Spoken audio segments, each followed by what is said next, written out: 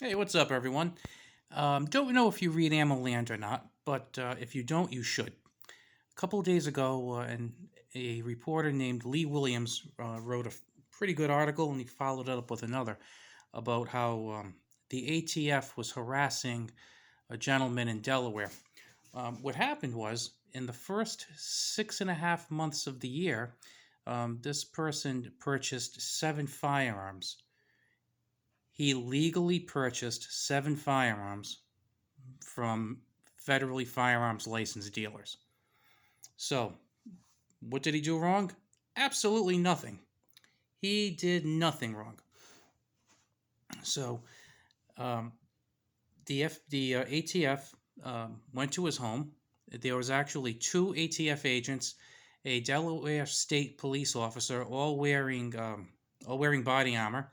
Knocked on the guy's door. The whole thing got recorded by his Ring doorbell, and they were asking if they could see his basically a list of firearms that he had purchased.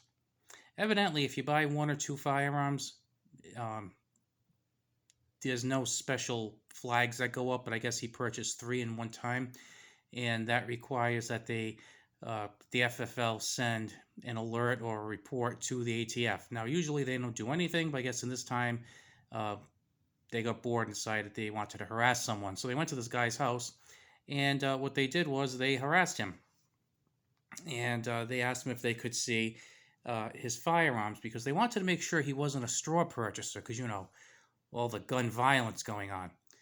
So they told him they wanted to see it, and then if they could see them, they would just go away. So a few things here. First of all, it kind of pisses me off that this guy bought guns and they're getting reported to the ATF. Then they have a list of what he purchased. Then they're going to the house asking to see the legally purchased weapons, with nothing else to go on, no other proof that this man did anything wrong. Well, he ended up showing them the firearms that they requested to see, and then I guess he contacted Lee Williams, I'm assuming, and the whole thing is really blown up. It's been on a lot of YouTube stations, other news reports, various news reports, and I guess now some congressmen are starting to um, talk about the whole thing and having hearings or whatnot. Now, what kind of gets me is I don't know about you, but I put myself in that situation. What would I do? And what I'd like to do is ask them for their warrant, and they had no warrant. And then I'd like to ask them to leave and tell them that they were trespassing and to leave immediately. That's what I'd like to do. Now, if I had done that, I would have felt pretty good about myself because you have no obligation to talk to these people. They did nothing wrong. They really have no right to be there. Uh, but knowing how government is, then it made me think of something else. And then I was thinking, well, if you told them to go pound sand, either nicely or not so nicely, I feel like there's possibly a good chance that they would go get a warrant. You know, picture this. I mean, to get a warrant, you have to go to a judge. Go to a friendly judge. Tell them you just did just a quick community check, just to make sure someone wasn't hiding anything. And then they talk to this person who was acting suspicious, even though you weren't. And you had bought multiple firearms throughout the whole year. And by their behavior, they seemed very defensive and maybe looked like a right wing extremist. And we're concerned. Well, then they get a warrant. They get 10 of their closest friends. Maybe they'd give you a half knock at the front door, ram your door down, and then all I could picture was them like, rummaging through every room of the house and the garage and the basement and just like emptying drawers all over the place, throwing stuff around, making an absolute mess. Um, Basically looking for something that doesn't exist. So I know I've read a lot of criticism about this man from Delaware saying he shouldn't have showed them the two or three firearms they were looking for, and he should have just told them where to go. But that again, that's what I would want to do, and that's what I would wish all people would do. But realistically, they can make your life holy hell. Um, let's face it. I mean that situation that I just described to you, where maybe they exaggerate things, make things up, outright lie, get a warrant, and then just torture you and torment you, then go on a fishing expedition for God knows what.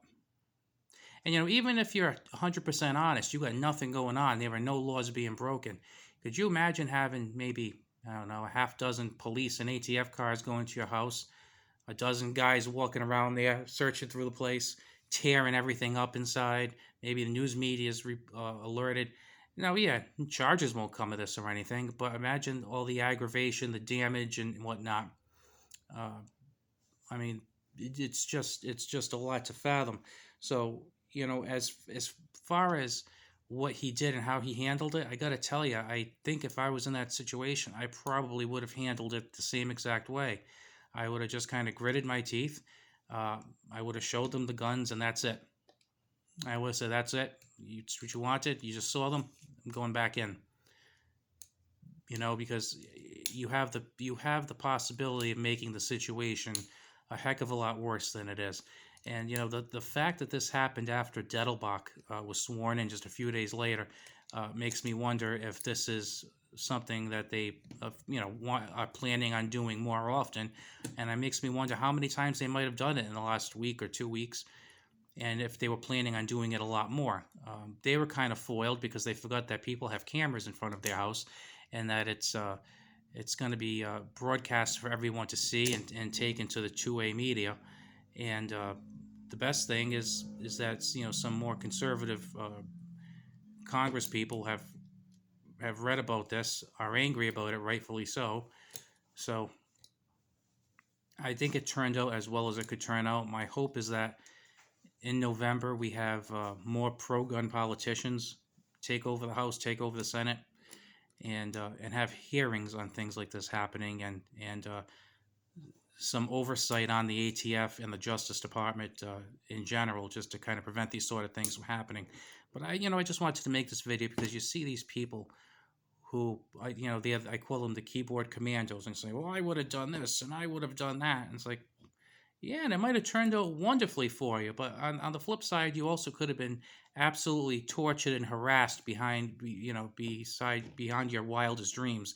And I have the feeling that the ATF and the Justice Department in general would just be all too happy to intimidate, aggravate, and humiliate and embarrass someone just to kind of make a point.